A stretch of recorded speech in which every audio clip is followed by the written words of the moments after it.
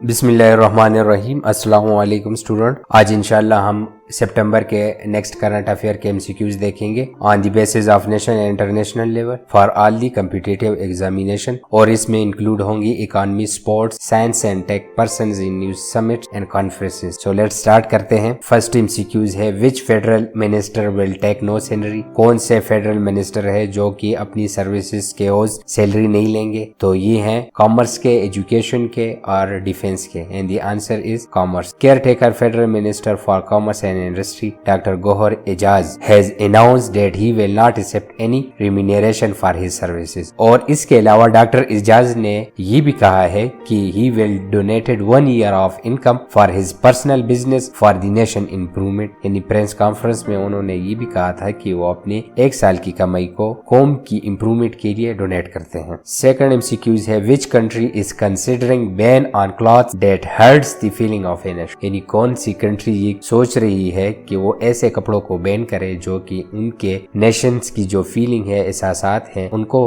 Hurt कर रही है। तो वो कौन सा है? तो इट्स ए चाइना कंसिडर कर रहा है। नेक्स्ट है which death anniversary of major Aziz Bhatti observe. तो ये मेजर अजीज भट्टी की कौन सी डेथ एनिवर्सरी ऑब्जर्व की जा रही है? तो इट इज 58। और इसके अलावा जो ये आप डिटेल देख सकते हैं कि मेजर अजीज भट्टी 12 सितंबर 1965 को वाघा सेक्टर पर शहीद हो गए थे 1965 वॉर में। और इसके अलावा इनकी ये डेथ एनिवर्सरी ऑब्जर्व की जा रही है 12 सितंबर को। और यानी उन्होंने हिस्सा लिया 1965 इंडो पाक war at the Bargi sector पे, वो थे, तैनात थे लाहौर में। और इनकी शहादत हुई एट द एज ऑफ 37। और साथ ये डिटेल है कि उनकी यूनिट थी 17 पंजाब रेजिमेंट और हैदरी बटालियन था उनका। और ये 1965 वॉर में जो है बरकी सेक्टर पे थे और वहां उन्होंने शहादत नोश की। इसके अलावा उनको 1965 में निशानी हैदर से नवाजा गया है और वो अपने बैच के सॉर्ड ऑफ ऑनर भी थे 1950 में। और ये जनरल राहिल शरीफ जो पाकिस्तान के चीफ ऑफ आर्मी स्टाफ भी रहे थे, ये उनके चचा थे।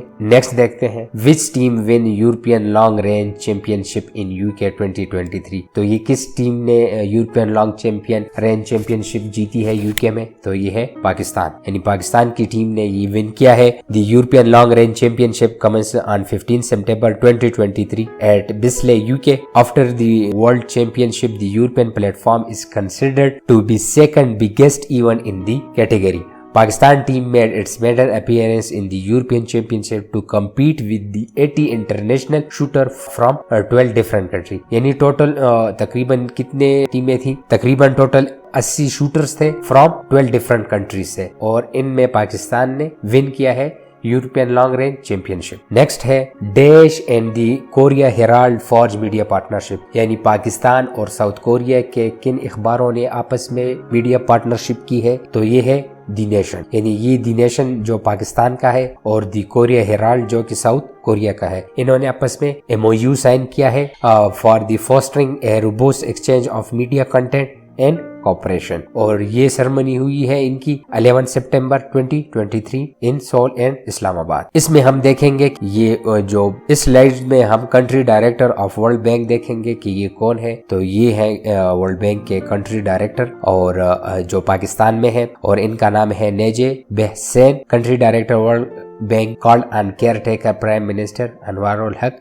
काकार। इसी तरह जबरदस्त वीडियोस के लिए please subscribe start Iqra, and please comments में अपनी राय का इजहार जरूर कीजिए, और प्लीज हमें इन्फॉर्म कीजिए कि हम आपके लिए किस तरह के कंटेंट्स बनाएं। और जो इन स्लाइड्स में क्वेश्चन है प्लीज वो जरूर सर्च करके कमेंट्स बॉक्स में उनके जवाब सेंड करें। The Lahore high court issue A bailable arrest warrant for which inspector general of police. तो ये लाहौर हाई कोर्ट ने किसको जो बेलेबल अरेस्ट वारंट किया है? तो ये IGP है, इंस्पेक्टर जनरल ऑफ पुलिस है, पेशावर के, लाहौर के यार इस्लामाबाद। तो ये है इस्लामाबाद के। और ये क्यों दिए हैं? चलो लेट्स देखते हैं। Lahore high court on Monday issue available arrest warrant for the Islamabad inspector general of police doctor Akbar Nisar Khan और his failure to appear before the court in a contempt case related to PTI president Parvez Elahi arrest. तो ये इनको इस case में warrant जारी किया है Lahore high court ने। Who is the current IG of Balochistan? Please ये आपके लिए क्वेश्चन है कि रिसेंटली जो करंट IG ऑफ बलोचिस्तान है तो ये कौन है? इन तीनों में से आप देख सकते हैं और कमेंट में प्लीज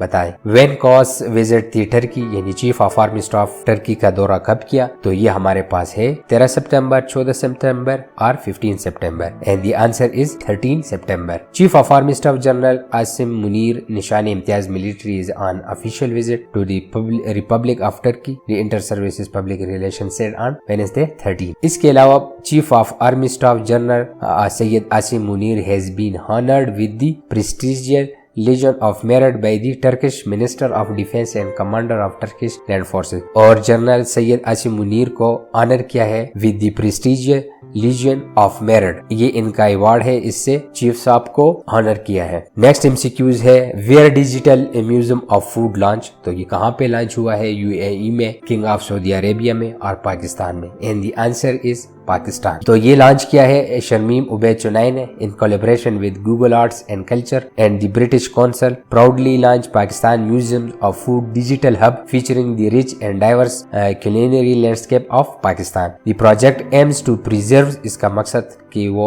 एम है इस प्रोजेक्ट के बिहाइंड की प्रिजर्व एंड सेलिब्रेट करे the culture and heritage of Pakistani food as well as to document its dynamic evolution and progression. Next MCQs हमारे पास है which senator is dead in सितंबर रिसेंटली, कौन से सेनेटर वफात पा गए हैं, इट्स आंसर इज राना मकबूल अहमद। राना मकबूल इससे पहले इन्होंने सर्व किया है पाकिस्तान पुलिस में एज आईजी ऑफ सिंध, और इसके अलावा इन्होंने स्पेशल सेक्रेटरी प्रोसिक्यूशन भी रहे हैं Punjab during the difference tenure of the Pakistan Muslim League Noon, और ये इसके अलावा सेनेटर मुंतखब हुए हैं जनरल सीट्स पे फ्रॉम पंजाब इन 2018 में, और इनका टर्म एक्सपायर हो रहा था मार्च 2024 में, लेकिन इनकी अभी डेथ हो चुकी है। इसी तरह जबरदस्त वीडियोस के लिए प्लीज सब्सक्राइब स्टार्ट इकरा, और प्लीज कमेंट्स बॉक्स में अपनी राय का इजहार जरूर कीजिएगा। After how many days the Torkham border reopen, तो ये कितने दिनों बाद तुरखम बॉर्डर ओपन हुआ, तो ये ओपन हुआ आफ्टर 10 डेज। और ये क्यों बंद हुआ था, तो ये बंद हुआ था Pakistan shut Torkham border with its neighbour on सितंबर 6, और ये बंद हुआ था 6 सितंबर को after a guard from both countries exchange fire. It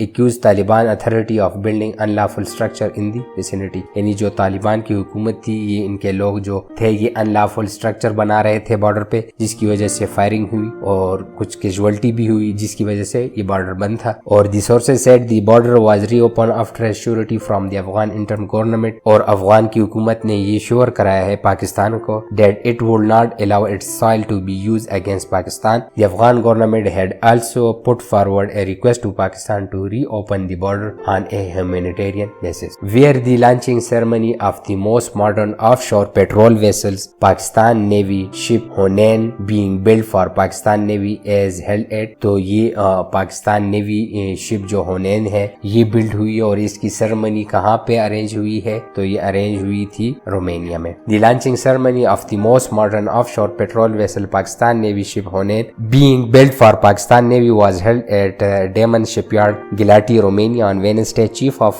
Naval Staff Admiral Muhammad Amjad Khan Niazi was the chief guest at the ceremony. Which politician is injured during Mastoon bomb blast? तो ये injured हुए हैं हाफिज हमदुल्ला, और इनका ताल्लुक है जमीयत उलमाए इस्लाम फजल group से, और टोटल 11 लोग इंजर्ड हुए हैं in blast in Balochistan Mastung district on, और ये धमाका हुआ है 14 सितंबर को। When the शहीद Nijjar kills India Khalistan referendum to sit, तो ये कब होगा ये रेफरेंडम, तो ये रेफरेंडम कंडक्ट होगा ऑन दी 29 अक्टूबर को। तो ये Canada the pro Khalistan secessionist group 6 for justice, ये इनका ग्रुप है 6 for justice, plan to hold कि वो होल्ड करेंगे खालिस्तान रेफरेंडम 2 और अक्टूबर 29, 2023 इन सरी BC Canada along side Khalistan referendum 6 for Justice announced its plan for the Shaheed Nijar Kill India referendum after a turnout of over 15,006 in support of Khalistan creation on 10 October at the Guru Nanak Gurdwara in Surrey, British Columbia, and to further allow those who to vote could not vote due to the heavy turnout. 1 35,000 participated on September 10 referendum, और जो 10 सितंबर को referendum हुआ था उसमें 1,35,000 लोगों ने शिरकत की है। नेक्स्ट है which Pakistani kick boxer win international MMA championship, तो ये कौन है, तो ये है हमारे पास Agha Kaleem. Which women team win the ODI series against Pakistan in recently, तो ये अभी रिसेंटली जो पाकिस्तान और साउथ अफ्रीका का विजिट हुआ तो उसमें ODI सीरीज जीती है साउथ अफ्रीका ने 2-1 से। 3 मैचेस थे जिसमें 2 साउथ अफ्रीका ने जीते हैं, और यानी ODI सीरीज साउथ अफ्रीका ने विन की और T20 में पाकिस्तान ने विन किया है। Which country for the first time led the Commonwealth youth minister meeting in 30 years, तो ये कौन फर्स्ट टाइम पे लीड कर रहा है कॉमनवेल्थ यूथ मिनिस्टर्स को मीटिंग को, तो ये कर रहा है Pakistan. Pakistan led the Commonwealth youth minister meeting for the first time in 30 years the 10th common, और ये कौन सी कॉमनवेल्थ यूथ मिनिस्टर्स है, दिस इज द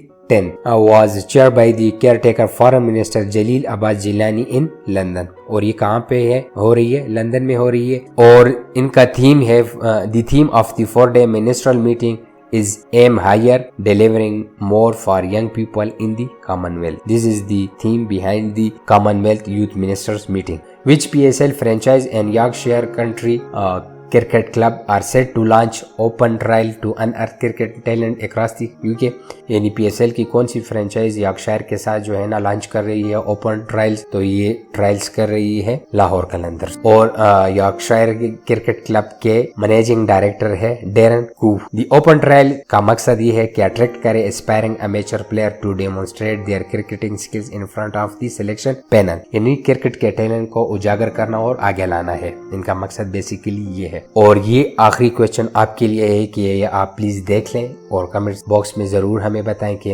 इसका आंसर क्या है। When the world ozone day is observe, तो ये 15 सितंबर को हो रहा है या 16 सितंबर को ऑब्जर्व होता है, और 17 सितंबर को हो रहा है। This is totally based on you कि प्लीज आप इसको देखें और कमेंट्स में हमें जरूर बताएं। इसी तरह जबरदस्त वीडियोस के लिए please subscribe start Iqra, and thank you very much.